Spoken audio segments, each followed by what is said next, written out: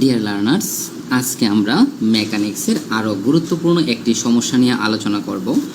প্রথমত আমরা সমস্যাটাকে একটু ফিল করার চেষ্টা করব, দেন সেই সমস্যাটিতে কি কি বলা হয়েছে সেই বিষয়গুলো আমরা একটু হাইলাইট করব, তারপর সেটাকে আমরা সমাধান করার চেষ্টা করব। তো প্রথমেই বলা হয়েছে যে এম ভরের একটি বস্তু, তার মানে এখানে যে বস্তুটার কথা বলা হয়েছে এটা ডেফিনেটলি এটার ভর হচ্ছে এম। এই বস্তুটা M mu into x plus a to the power 4/x³ বলে কেন্দ্রের দিকে ক্রিয়াশীল। তার মানে এখান থেকে আমরা তিনটে সিদ্ধান্ত পেয়েছি। প্রথম সিদ্ধান্তটা হচ্ছে যে এখানে যে বস্তুটা সেটার ভর হচ্ছে এম, বস্তুর বেগ হচ্ছে এইটা এবং বস্তুটা কেন্দ্রের দিকে গমন করেছে।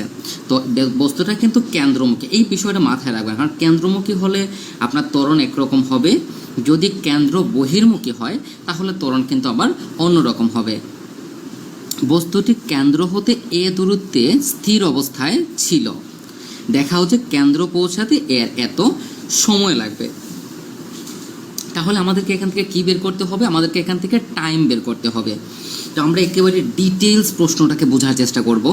তো প্রথমতই কি বলা হয়েছে দেখেন, বস্তুটি কেন্দ্র হতে এ দূরত্বে, তো এটা হচ্ছে বস্তুটার সেন্টার, এটা হচ্ছে সেন্টার। এই সেন্টার থেকে এ দূরত্ব দেখেন, এই জায়গা থেকে এই জায়গা পর্যন্ত আমাদের দূরত্ব হচ্ছে এ দূরত্বে এই এ বিন্দুতে অবস্থান করে, মানে বস্তুর অবস্থান হচ্ছে এ বিন্দু, যেটা সেন্টার থেকে এ দূরত্বে অবস্থিত, প্রশ্ন অনুযায়ী আমরা লিখেছি।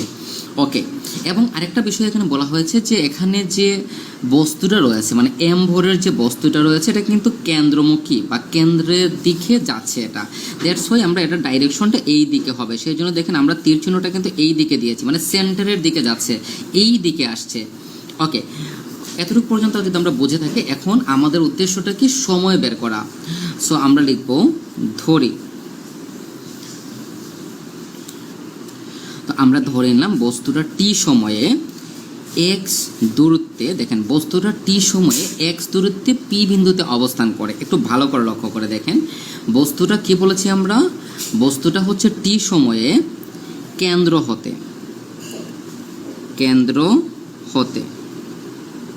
এই যে সেন্টার, এই সেন্টার থেকে এই যে এক্স দূরত্বে পি বিন্দুতে বস্তুটা অবস্থান করে, সেন্টার হতে কিন্তু এই বস্তু থেকে না। ওকে, তো আমরা জানি যে ও থেকে পি বিন্দুতে যে দূরত্ব অতিক্রম করেছে সেটা হচ্ছে এক্স। সো আমরা লিখতে পারি সুতরাং ওপি সমান এক্স, আর ও থেকে এ পর্যন্ত দূরত্ব কিন্তু আমাদের প্রশ্নতে বলা হয়েছে সেটা হচ্ছে এ দূরত্ব। ওকে, তো এখন আমরা যদি বিষয়টাকে একটু ভালোভাবে খেয়াল করি, তাহলে এখানে বলা হয়েছে যে বস্তুটার যে বল আছে, বলটা কি দেখেন, বস্তুটার বল হচ্ছে M mu x plus a to the power 4/x³। এটা কিন্তু বল, এটা কি বল। তো বলকে আমরা কি দ্বারা প্রকাশ করি? বল মানেই কিন্তু d²x/dt², আর এটা কি আবার ত্বরণ বলা হয়, মানে দুইটার ক্ষেত্রেই আপনার ডেফিনেশন সেম, d²x/dt²। তাহলে আমরা লিখতে পারি কি দেখেন, কি বলা হয়েছে যে কেন্দ্রের দিকে, এবং বস্তুটি এত বলে কেন্দ্রের দিকে ক্রিয়াশীল, তার মানে এত বলে সেটা কেন্দ্রের দিকে যাচ্ছে।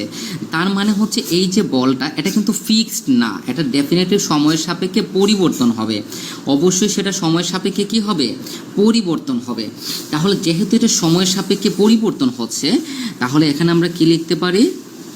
d²x/dt² সমানুপাতিক। এখন দেখেন বলা হয়েছে এম ভরের একটা বস্তু, এখানে বস্তুর ভর কিন্তু দিয়ে দেওয়া হয়েছে, তার মানে বলের সাথে আপনার এই ভরটাকে গুণ করতে হবে, এবং এটা হবে আমাদের গতির সমীকরণ। আবারও বলছি, এটা হচ্ছে আমাদের বল, আর বলকে আমরা d²x/dt² দ্বারা প্রকাশ করি। দেখেন বল এবং ত্বরণ দুইটাই সেম প্রকাশ করি, যেহেতু এম ভরের বস্তু বলে দিয়েছে দ্যাটস ওয়াই আপনাকে এখানে এমটা লিখতে হবে, আর যদি দিয়ে না দিত তাহলে তার কোনো সমস্যা নাই। তারপরে এখানে কি বলা হয়েছে দেখেন, বস্তুটা কেন্দ্রের দিকে ক্রিয়াশীল, কেন্দ্রের দিকে যেহেতু ক্রিয়াশীল সেই জন্য আমরা যখন এই সমানুপাতিক চিহ্নটা তুলে নিব তখন এখানে একটা মাইনাস চিহ্ন চলে আসবে, এটা কেন্দ্রমুখী হওয়ার কারণে। যদি এটা কেন্দ্র বহির্মুখী হতো তাহলে প্লাস হতো।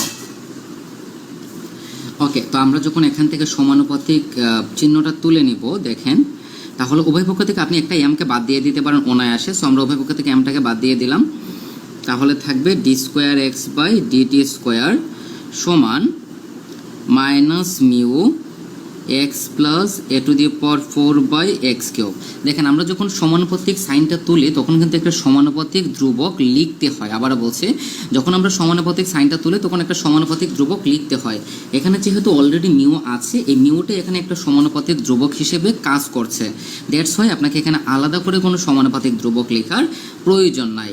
সো আমরা নর্মালি এরপরে যে কাজটা করি, উভয় পক্ষে আমরা 2 dx/dt দ্বারা গুণ করে দেব।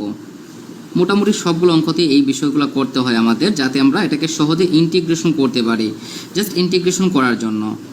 তো 2μ dx/dt, এই dx/dtটাকে আমরা লাস্টে লিখলাম। ওকে, তাহলে এই অংশটাকে আমরা কি লিখতে পারি? এই অংশটাকে আমরা লিখতে পারি dt of dx/dt whole square. দেখেন আপনি যদি dx/dt হোল স্কোয়ারকে অন্তরীকরণ করেন, এটাকে যদি আপনি x চিন্তা করেন, তাহলে x স্কোয়ারের অন্তরীকরণ হচ্ছে 2x। আবার যেহেতু এটা x না, সো এটার অন্তরীকরণ হচ্ছে এইটা। ওকে, তারপর এখানে আছে আমাদের -2μ। তারপর এখানে আমরা কি লিখবো দেখেন, dt। এখন এখানে একটু ঠান্ডা মাথায় চিন্তা করতে হবে, একেবারে ঠান্ডা মাথায় চিন্তা করতে হবে। -2μ কনস্ট্যান্ট, সো এটা আমরা লিখে দিয়েছি। এখন এখানে আমরা লিখেছি ডিফারেন্সিয়েশন, বাট করব ইন্টিগ্রেশন। তাহলে x dx, এই dtটা কিন্তু আমরা সামনে অলরেডি লিখে ফেলেছি। সো x dx এর ইন্টিগ্রেশন হচ্ছে x²/2, আর 1/x³ dx এর ইন্টিগ্রেশন হচ্ছে half A to the power 4/x²। তো কীভাবে হয়েছে একটু দেখাচ্ছি। এই যে x dx এটা x²/2, এটা নিয়ে আশা করি কোনো সমস্যা নাই। তাহলে এখানে কি আছে দেখেন, এখানে আছে আমাদের এ to the power 4/x³ dx। তো এটাকে আমরা x এর সাপেক্ষে যদি ইন্টিগ্রেশন করি, তাহলে এখানে a to the power 4 constant, so এটাকে আমরা লিখতে পারি এরকম। ঠান্ডা মাথায় চিন্তা করতে হবে, একেবারে ঠান্ডা মাথায় চিন্তা করতে হবে। -2μ কনস্ট্যান্ট, সো এটা আমরা লিখে দিয়েছি। এখন এখানে আমরা লিখেছি ডিফারেন্সিয়েশন, বাট করব ইন্টিগ্রেশন। তাহলে x dx, এই dtটা কিন্তু আমরা সামনে অলরেডি লিখে ফেলেছি। সো x dx এর ইন্টিগ্রেশন হচ্ছে x²/2, আর 1/x³ dx এর ইন্টিগ্রেশন হচ্ছে half A to the power 4/x²। তো কীভাবে হয়েছে একটু দেখাচ্ছি। এই যে x dx এটা x²/2, এটা নিয়ে আশা করি কোনো সমস্যা নাই। তাহলে এখানে কি আছে দেখেন, এখানে আছে আমাদের এ to the power 4/x³ dx। তো এটাকে আমরা x এর সাপেক্ষে যদি ইন্টিগ্রেশন করি, তাহলে এখানে a to the power 4 constant, so এটাকে আমরা লিখতে পারি এরকম। তারপর দেখেন এটা কি হয়ে যাবে, এটা হয়ে যাবে x টু দি পাওয়ার -3 + 1 -3 + 1। এখানে একটা সমানুপাতিক ধ্রুবক চলে আসবে। তাহলে দেখেন এ টু দি পাওয়ার 4 নিচে হয়ে গেল -2, এটা হচ্ছে x - 2। তাহলে এটাকে আমরা কি লিখতে পারি, এটাকে আমরা লিখতে পারি এ টু দি পাওয়ার 4, আর এই যে -2 এখানে মাইনাস দিয়ে দিলাম 2, আর x ইনভার্স 2 হয়ে যাবে x² + c। তো দেখেন এই যে এ to the power 4, A to the power 4 R 2x², আর এখানে c আমরা লিখবো না, কারণ আমরা তো এখানে ইন্টিগ্রেশন এখনো করি নাই। ইন্টিগ্রেশন এখন আমরা করব। তো এখন দেখেন কি আছে, এখানে ডিফারেন্সিয়েশন, এখানেও কিন্তু ডিফারেন্সিয়েশন। সো যেহেতু উভয় পক্ষে ডিফারেন্সিয়েশন আছে, সো এটাকে যদি আমরা ইন্টিগ্রেশন করে দিই, তাহলে ইন্টিগ্রেশন এবং ডিফারেন্সিয়েশনে কিন্তু কাটা যায়। দ্যাটস ওয়াই এই যে ddt আর এই যে ddt এইগুলো কিন্তু কাটা যাবে যখন আমরা এটাকে ইন্টিগ্রেশন করব। ওকে, তো আমরা এখানে ইন্টিগ্রেশন করে দিলাম। আমরা যখনই ইন্টিগ্রেশন করব তখন এই ddt কাটা যাবে, এই ddt-ও কাটা যাবে, কারণ ইন্টিগ্রেশন ডিফারেন্সিয়েশনে কি হয়, কাটা যায়। আপনারা চাইলে এখানে লিখতে পারেন সমাকলন করে বা সমাকলন করে পাই। এখন আমরা আমাদের প্রশ্নতে চলে যাচ্ছি। আমাদের প্রশ্নতে কি বলা হয়েছে দেখেন, আমাদের প্রশ্নতে বলা হয়েছে যে বস্তুটি কেন্দ্র হতে, অর্থাৎ এই যে সেন্টার, এই সেন্টার থেকে এ দূরত্বে, এই যে এ দূরত্বে এ বিন্দুতে স্থির অবস্থানে ছিল। একটু ঠান্ডা মাথায় চিন্তা করেন, বস্তুটা এই অবস্থানে কিন্তু স্থির অবস্থানে ছিল, এবং এই অবস্থান থেকে বস্তুটা কিন্তু এই দিকে আসছে। দেখেন এখানে আমি ডাইরেকশনটা দেখিয়ে দিচ্ছি। তাহলে দেখেন বস্তুটা কিন্তু এই দিকে আসছে, মানে কেন্দ্রের দিকে আসছে। তার মানে বস্তুটা যখন এ অবস্থানে ছিল, এটা স্থির অবস্থানে ছিল। তো বস্তুটা যখন এ অবস্থানে ছিল, তখন এই সেন্টার থেকে তার দূরত্ব হচ্ছে এ, আবার বস্তুটা যখন এ অবস্থানে ছিল সেখানে সময় হচ্ছে 0। কেন সময় 0? কারণ এটা তো স্থির অবস্থানে আছে, এখানে তো কোনো সময়ই নাই। আবার যখন বস্তুটা এ অবস্থানে আছে তখন এটা বেগও 0, কারণ এটা তো স্থির। একটা বস্তু যখন স্থির থাকবে তখন তার সময় 0 থাকবে, বেগ 0 থাকবে, তবে ডিস্টেন্সটা কিন্তু থাকবে। যেমন এখানে ও থেকে এ পর্যন্ত ডিস্টেন্স হচ্ছে a। সো আমরা লিখব যখন x = a, মানে বস্তুটা যখন x থেকে এ বিন্দুতে মানে এ দূরত্বে অবস্থান করে, মানে বস্তুটা যখন এই বিন্দুতে অবস্থান করে তখন তার বেগকে আমরা কিউব দ্বারা প্রকাশ করি ddt of x, এটা হচ্ছে 0। এখানে সময়ও কিন্তু 0, কিন্তু এখানে সময় আর 0 লেখার প্রয়োজন নাই, বিকজ এখানে তো t নাই। t থাকলে আমরা সময়টাও লিখে দিতাম।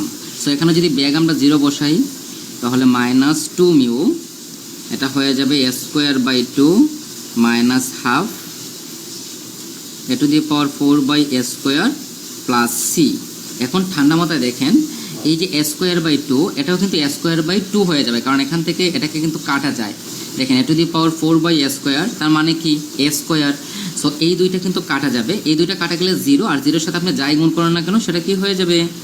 0 হয়ে যাবে। তার মানে c এর মান কত হয়ে গেল? 0। এই c = 0 আমরা আমাদের 1 নং সমীকরণে বসিয়ে দিব। তাহলে এখানে যদি 0 বসিয়ে দেই তাহলে জাস্ট এই অংশটা 0 এবং বাকি সব সেম থাকবে।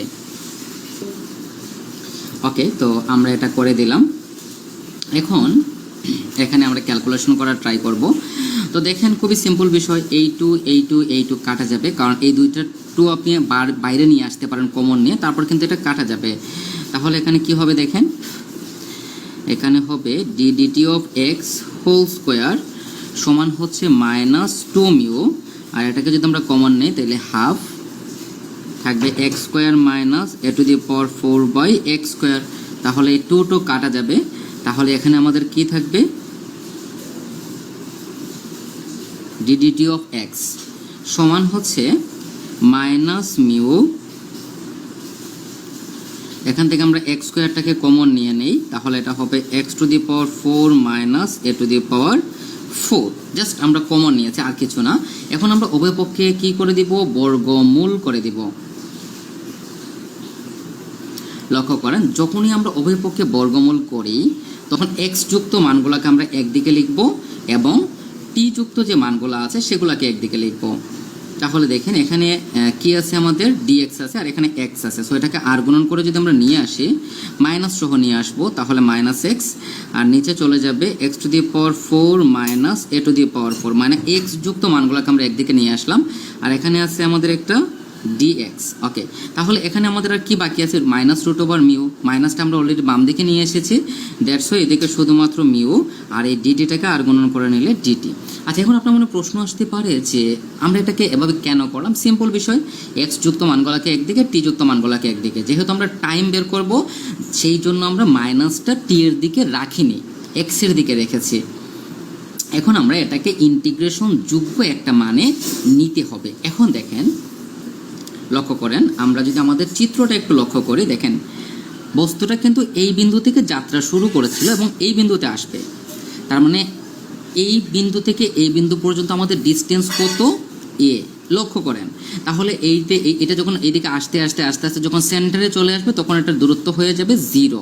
তার মানে এটার প্রাথমিক দূরত্ব হচ্ছে a এবং শেষ দূরত্ব হচ্ছে কত? 0। তার মানে বস্তুটা a দূরত্ব থেকে যাত্রা শুরু করেছে এবং 0 দূরত্বে এসে শেষ হয়েছে। তার মানে x এর লিমিট, মানে এখানে x এর যে লিমিট হবে সেটা হবে, এখানে আমি লিখে দিচ্ছি, তাহলে এখানে x এর যে লিমিট সেটা হচ্ছে a থেকে 0। কেন a থেকে 0? কারণ এটা a থেকে যাত্রা শুরু করেছে এবং সেন্টারে এসে শেষ হয়েছে, দ্যাট মিন্স a সমান 0। এখন আসি আমরা সময়ে। তো দেখেন বস্তুটা যখন এই বিন্দুতে ছিল তখন এটা কিন্তু স্থির ছিল, মানে সময় 0 ছিল। আবার বস্তুটা যখন এই দিকে আসতে থাকলো এই বিন্দুতে যখন আসলো তখন তার সময় কিন্তু t। কারণ দেখেন, কারণ হচ্ছে এই যে বস্তুটা তো এই বিন্দুতে স্থির ছিল, কিন্তু এই বিন্দুতে তো অবশ্যই এটা চলমান। এখানে যে বস্তুটা থেমে গিয়েছে এরকম কিন্তু কিছু প্রশ্নতে বলা হয় নাই, বলা হয়েছে এটা কেন্দ্রগামী, মানে এটা কেন্দ্রের দিকে যাচ্ছে, কেন্দ্র দিয়ে অতিক্রম করবে। তার মানে কেন্দ্রতে যখন আসবে তখন তার সময় থাকবে t, তাই সময়ের লিমিট হবে 0 থেকে t পর্যন্ত। তো 0 থেকে t √μ dt, এতটুকু পর্যন্ত আশা করি আমরা বুঝতে পেরেছি। আচ্ছা, এখন আমরা নর্মালি জানি যে কোনো একটা ইন্টিগ্রালের লোয়ার লিমিট থেকে আপার লিমিট ডেফিনেটলি বড় হতে হবে, মানে লোয়ার লিমিট যত হবে আপার লিমিট তার থেকে বেশি হতে হবে। কিন্তু দেখেন এখানে লোয়ার লিমিট হচ্ছে এ বাট আপার লিমিট হচ্ছে 0, তার মানে এটা ইন্টিগ্রালের কন্ডিশন কিন্তু এটা সিদ্ধ করে নাই, সো এটাকে আপনি ইন্টিগ্রেশন করতে পারবেন না। বাট এখানে দেখেন 0 থেকে টি, তার মানে অবশ্যই লোয়ার লিমিট থেকে আপার লিমিটটা বড়, সো এখানে আমরা ইজিলি ইন্টিগ্রেশন করতে পারবো। তো এটাকে যেহেতু আমরা সরাসরি করতে পারি না, সো এটাকে আমরা আগে লিমিট চেঞ্জ করব। মাইনাস দ্বারা গুণ করলেই লিমিট চেঞ্জ হয়ে যায়, যেহেতু এখানে অলরেডি একটা মাইনাস আছে, আবার যখন আমরা মাইনাস দিব তখন মাইনাস মাইনাসে প্লাস হয়ে যাবে, তখন এটা হয়ে যাবে 0 থেকে এ, আর এটা হয়ে যাবে এরকম। মানে এখানে আমরা কি করেছি, এখানে আমরা শুধুমাত্র আমরা এখানে লিমিটটাকে চেঞ্জ করেছি। মাইনাস দ্বারা গুণ করলেই কিন্তু লিমিট চেঞ্জ হয়ে যায়, আর যেহেতু এখানে মাইনাস দ্বারা আপনি গুণ করেছেন, এখানে যদি আমি একটা মাইনাস দিতাম, মানে এখানে একটা মাইনাস দিতাম আবার এখানে একটা মাইনাস দিতাম, তাহলে মাইনাসে মাইনাসে পরের লাইনে এসে কিন্তু এটা অবভিয়াসলি প্লাসই হয়ে যেত। ওকে, এখন বিষয়টা হচ্ছে যে আমরা এখানে একটা ফর্মুলা প্রয়োগ করব। তো ফর্মুলাটা আগে আমি একটু লিখে দিচ্ছি যাতে আপনাদের বুঝতে সুবিধা হয়। তো ফর্মুলাটা কি দেখেন, ফর্মুলাটা হচ্ছে integration of 1/√a² minus x²। আচ্ছা, এখানে আমরা একটু কারেকশন করে নিচ্ছি, এখানে একটু ভুল হয়েছে, এক্সট্রিমলি সরি। দেখেন এখানে আগে থেকেই কিন্তু একটা মাইনাস ছিল, একটু ভালো করে লক্ষ্য করতে হবে বিষয়টা। এখানে কি ছিল, আমাদের আগে থেকেই একটা মাইনাস ছিল, এখানে আগে থেকে একটা মাইনাস ছিল। আবার যখন আমরা বর্গমূল করব তখন দেখেন এখানে একটা ভালো করে বিষয়টা খেয়াল করেন, বর্গমূল করলে অটোমেটিক কিন্তু একটা মাইনাস চলে আসে। আমরা যখনই বর্গমূল করব মাইনাসটা কেন চলে আসবে, কারণ এটা হচ্ছে কেন্দ্রমুখী হওয়ার কারণে এখানে মাইনাস চলে আসবে, আর এই মাইনাসে এটা হয়ে যাবে প্লাস। এই বিষয়টাতে ভুল হওয়ার কারণে আমাদের আনসারটা মিলে নাই। তো এই বিষয়টা যদি আমরা বুঝি তাহলে আশা করি আর কোনো সমস্যা হবে না, তাহলে এখানে মাইনাস হবে না। এটাকে যখন আমরা চেঞ্জ করব তখন দেখেন এখানে একটা মাইনাস চলে আসবে, কারণ এটা তো লোয়ার লিমিট বড় হয়ে গিয়েছে, আপার লিমিট ছোট হয়ে গিয়েছে। সো এটাকে যখন আমরা চেঞ্জ করে দেব তখন এখানে একটা মাইনাস চলে আসবে।